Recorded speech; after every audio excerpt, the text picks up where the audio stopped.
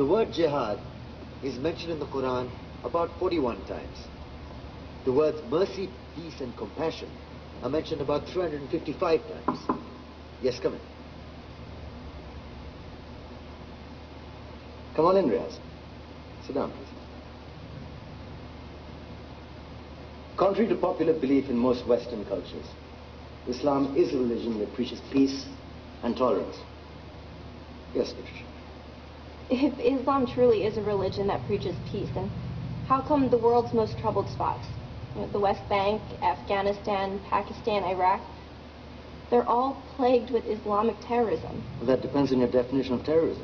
Some might argue that the U.S. invasions of countries like Iraq and Afghanistan are also acts of terrorism. Those were acts of war to get rid of despotic regimes. Or a means of getting at a country's oil. Conspiracy theories. Well, Yeah? Yes, please. Go ahead, Riaz. Mr. Khan is right. I mean, if we're talking about terrorists, the world's biggest terrorists are the white superpowers. Come on now. No, really. Stop and think about it. Explain 9/11.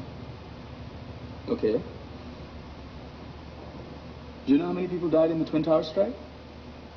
Around 3,000. And do you have any idea how many people died in the bombing of Afghanistan? Take a wild guess. More than 15,000 people died. And that's just conservative figures. About 50,000 tons of explosives were dropped on innocent civilians. Men, women, children. Yeah, but that was because of the Taliban. Now that you brought it up, did you know that the Taliban was a creation of the CIA to fight the Russians? Whatever. They were still harboring terrorists. Yeah, right. Terrorists that were never found. Just like the weapons of mass destruction that were never found in Iraq. Do you want to get into the death toll in Iraq? 500,000 civilians and counting. And what do Britain and America say when they don't find these weapons? It's simple. They just say sorry. And still refuse to relinquish control of these countries. What are you trying to say? What I'm trying to say is that just because you're American, wear a fancy suit, and call yourself the president, doesn't make you any less of a terrorist. I'm saying that if you don't stop meddling in other people's countries, you will face a backlash. If Muslims like you feel that way, then why don't you get out of our country?